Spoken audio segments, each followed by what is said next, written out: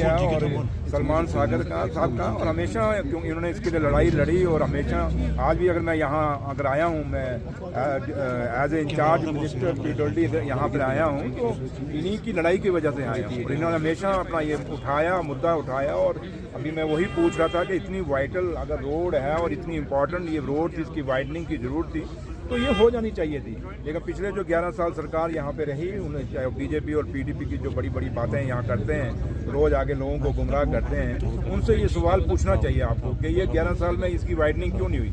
अब जब 2014 से पहले इन सड़कों पर अगर ये बनाई हैं तो नेशनल कॉन्फ्रेंस ने बनाई हैं, और आज इसकी वाइडनिंग कोई करेगा तो नेशनल कॉन्फ्रेंस ही करेगी। और यहाँ जो हमारे ऑनरेबल एमएलए हैं सागर साहब, और क्योंकि हमारे बुजुर्ग हैं, और ये रोड जो है क्योंकि सलमान साहब ने पीछे असेंबली में भी इसका मुद्दा उठाया था, और कई बार मेरी मीटिंग में इन्होंने ये बात कही और मसला उठाया है। लेकिन आज मैं जब यहाँ से होके जा रहा हूँ तो मेरे रब ने चाहा तो ये ठीक होगा, और इस रोड को हम जल्दी इसके लिए पैसा देंगे, और मतलब देंगे, पैसा देना ही देना, और अब इसको वाइडनिंग इसकी करनी है। ये चीज़ डिसाइडेड है यहाँ आने के बाद हमने जो देखा है। चौधरी साहब, एक साइड से बीजेपी कॉन्स्टिट्यूशन डे मना रही है, दूसरी से कॉन्स्टिट्यूशन की दरिया उड़ाई जा रही है। ये आप बीजेपी को सवाल पूछें। हम तो वो लोग हैं जो बाबा साहब भीमराव अम्बेडकर के आइन को मानते हैं। हम उस आइन को मानते हैं जिसको पाने के लिए हमारे लोगों ने कुर्बानियाँ दी हैं। माओं ने अपने बच्चे खोए, बहनों ने अपने भाई खोए, हमारी बहनों ने अपने सुहाग खोए, और उसके बाद ये हिंदुस्तान की आज़ादी आई, और हिंदुस्तान की सबसे बड़ी महापंचायत है जिसको हम पार्लियामेंट कहते हैं, वो बनी है। तो इसलिए हम लोग तो आज भी उन कुर्बानियों को याद करते हैं, और हमारे लीडर और कायद डॉक्टर फारूक अब्दुल्ला साहब, और जम्मू कश्मीर के मुख्यमंत्री जनाब उमर अब्दुल्ला साहब, और हमारी जो लीडरशिप है अली मोहम्मद सागर साहब जो पार्टी के जनरल सेक्रेटरी भी हैं, हम लोग तो आज भी उस आइन को मानते हैं और उसको सलाम करते हैं। तो इसलिए जो आइन को तोड़ते हैं और जो आइन को एक ड्रामा करके सलामी देते हैं, ये सवाल उनसे आप बीजेपी वालों से पूछ लीजिए। और पीडीपी भी उनकी साथी है, वो बाहर नहीं है, वो सिर्फ आके बाहर जाके सलामी देंगे, और पीडीपी जो है वो अंदर घर से सलामी देती है। तो इसलिए ये कॉन्स्टिट्यूशन किसने तोड़ा? अभी थोड़े दिन तो हुए, बडगाम में क्या हुआ? बडगाम में जो सारा कुछ वहाँ खेल खेला गया, क्या आपको लगता नहीं है कि पीडीपी को जिताने में बीजेपी का रोल नहीं है? क्या बीजेपी ने नहीं जिताया? और जो प्रॉक्सी कैंडिडेट खड़े किए वो बीजेपी ने नहीं खड़े किए क्या? ये सब एक मैनिपुलेटेड था। और तब भी हमें फख्र है कि हमारे लोगों ने हमारा जो नेशनल कॉन्फ्रेंस का कैंडिडेट था पूरा साथ दिया।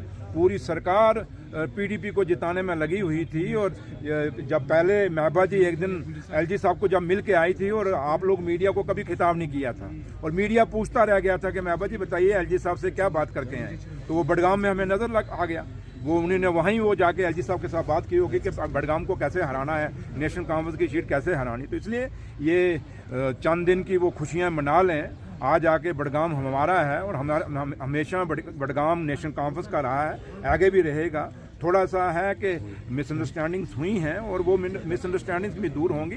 लेकिन मकसद आज आके यही है कि उमर अब्दुल्ला सरकार का कि जो लोगों के काम हैं, हम अपना वक्त इन लोगों पे छीटाकशी करने के लिए नहीं निकालेंगे, बल्कि हम इसलिए कोशिश करेंगे कि जो लोगों के मसले और मसाइल जो 11 साल में बीजेपी और पीडीपी ने नहीं किए, उन मसलों को, चाहे अधूरी सड़कें हैं, अधूरे पुल हैं, अधूरे हॉस्पिटल हैं, अधूरे स्कूल कॉलेजेस यूनिवर्सिटीज़ हैं, जो मसले भी इन लोगों ने अधूरे छोड़े हैं। और सबसे बड़ा बेरोजगार बच्चों का रोजगार का जो मसला हमारे सामने खड़ा है, और क्योंकि इलेक्शनों में हमारी पार्टी के लीडर और कायद डॉक्टर फारूक अब्दुल्ला साहब का मैनिफेस्टो में हमने कमिटमेंट की हुई है, इसलिए 5 साल बाद जब हम इलेक्शन लड़ने को जाएंगे, आप लोगों को अपना मैनिफेस्टो दिखाएंगे कि भैया देखो इसमें से कौन कौन सा काम किया है, और हम एक एक काम करके छोड़ेंगे। इसलिए जो वादे नेशनल कॉन्फ्रेंस ने किए हैं आप लोगों से, जम्मू कश्मीर के लोगों से, कश्मीर के लोगों से, और ख़ासकर जम्मू कश्मीर के नौजवानों से एक एक वादा पूरा करेंगे। सिर्फ मैं आप लोगों के माध्यम से जम्मू कश्मीर के और ख़ासकर कश्मीर के लोगों से मैं अपील करूंगा कि ये रोज़ जो बातें करते हैं, चाहे वो कभी रिजर्वेशन का मुद्दा उठा लेते हैं, कभी बिजली का मुद्दा उठा लेते हैं। जब परसों ऑनरेबल चीफ मिनिस्टर साहब ने क्लियर कर दिया कि ये फाइल मेरे पास साइन करना तो दूर, बिजली वाली जो पावर का जो पैसा बढ़ाया गया, मैंने तो वो फाइल देखी भी नहीं है, तो फिर कैसे पैसा बढ़ गया? और कईयों को मैंने पूछा कि ऑर्डर कॉपी है आपकी उमर साहब की? ऑर्डर कॉपी कोई नहीं। इसलिए ये एक र्यूमरबाजी में और लोगों को गुमराह करके आप लोगों को, जम्मू कश्मीर के लोगों को और ख़ासकर कश्मीर के लोगों को नेशनल कॉन्फ्रेंस से दूर करना चाहते हैं। लेकिन मैं आप लोगों को, खासकर जो आप मीडिया के लोग हैं, मेरी आपसे भी अपील है कि आप र्यूमर पे बने हुए सवाल हमें मत करिए। आप थोड़ा सा खोज खुद भी कर लिया करिए कि ये आर्डर कहाँ से निकला। इसलिए लोगों को गुमराह करने का एक चाल चली जा रही है जो पीडीपी और बीजेपी मिलकर चला रही है, और कुछ ऐसे भी हैं जो ए बी सी टीमें भी हैं, वो भी लगे हुए हैं। लेकिन मकसद एक है, एक तरफ पूरी नेशनल कॉन्फ्रेंस और जम्मू कश्मीर के लोग हैं, वो गरीब जिनकी सुनवाई 11 साल में नहीं थी, दूसरी तरफ वो लोग हैं जो मोटी मोटे सामियाँ हैं, जो बड़े बड़े लोग हैं, अमीर लोग हैं, वो हैं। लेकिन जम्मू कश्मीर के लोगों को फैसला करना होगा कि आपने उस पार्टी के साथ चलना नेशनल कॉन्फ्रेंस का, वो नेशनल कॉन्फ्रेंस जो शेर कश्मीर से लेके डॉक्टर फारूक अब्दुल्ला साहब से लेके और आज उमर अब्दुल्ला साहब था, हमेशा गरीबों के साथ खड़ी हुई है, किसान और मजदूर के साथ खड़ी हुई है, हमेशा छोटी रेडी फड़ी वालों के साथ, छोटे दुकानदारों के साथ खड़ी हुई है, जो छोटे ट्रांसपोर्टरों के साथ खड़ी रही है। रोजगार के आज जितने भी आपको रोजगार दिखता है, ये सारा उस शेर कश्मीर से लेकर उमर साहब तक जो रोजगार हमने दिया वही बुनियाद है। तो इसलिए हम पे भरोसा रखें, इनकी र्यूमरबाजी में मत आए, गुमराह मत हों, हमारे पीछे शाना बचाना खड़ा। जम्मू से ये रिपोर्ट भी आ रही है कि जो विष्णु देवी यूनिवर्सिटी है उसको माइनॉरिटी स्टेटस देना चाहिए। फिर क्या चीज, जो यूनिवर्सिटी का इशू है ना, माता वैष्णो देवी, देखिए वो कह रहे हैं कि माइनॉरिटी स्टेटस। कल भी कहा, आज भी कहूंगा कि हिंदुस्तान की खूबसूरती इसी में है कि अनेकता में एकता है, और हिंदुस्तान की खूबसूरती इसी में है कि, और खासकर जम्मू कश्मीर की, यहाँ का भाईचारा। महात्मा गांधी ने अपने उस दौर में कहा था कि मुझे अगर भाईचारे की कोई किरण दिखती है तो जम्मू कश्मीर से दिखती है।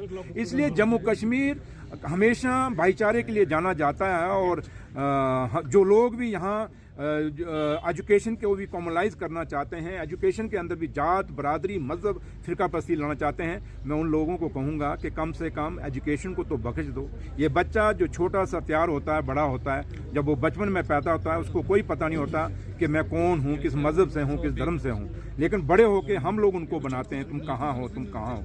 इसलिए जो लोग ये यूनिवर्सिटीज़ के अंदर, कॉलेजेस के अंदर, स्कूलों के अंदर जो फिरकापरस्ती और कम्युनलिज्म लाना चाहते हैं और जात बरादरी लाना चाहते हैं, उनसे आम लोगों को बचना चाहिए। और हम उनको कहेंगे कि वास्ता रब का है, कोई एक दायरा तो छोड़ दो जहां लोगों को सुख का। Thank you sir. Shringari auto deal पर बजाज ऑटो लिमिटेड ने जम्मू में खोल दिया है अब अपना नया शोरूम। यहां आपको मिलेंगे बजाज के इलेक्ट्रिक, पेट्रोल व डीजल की ऑटो। बड़ी व आधुनिक वर्कशॉप यहां ग्राहकों को मिलती है पूरी संतुष्टि, जबकि साथ ही लिफ्ट वॉशिंग एरिया में होती है ऑटो की धुलाई।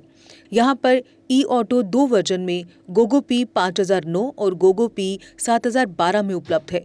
इलेक्ट्रिक ऑटो गोगो पी 5009 एक बार चार्ज करने पर चलता है 170 किलोमीटर तक, जबकि गोगो पी 7012 एक बार चार्ज करने पर चलता है 251 किलोमीटर तक।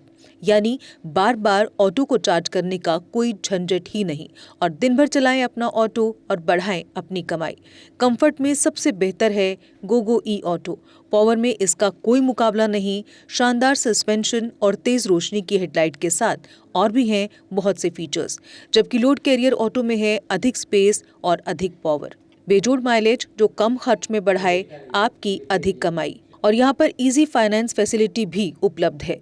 तो देर किस बात की, आज ही आएं और लें अपने भरोसेमंद बजाज ऑटो की टेस्ट राइड। हमारा पता है Shringari auto deal 206, Maheshpura, Bakshinagar, Jammu. Mobile number 7889586556। Jammu Kashmir की खबरों के लिए जुड़े रहिए GK अपडेट के साथ।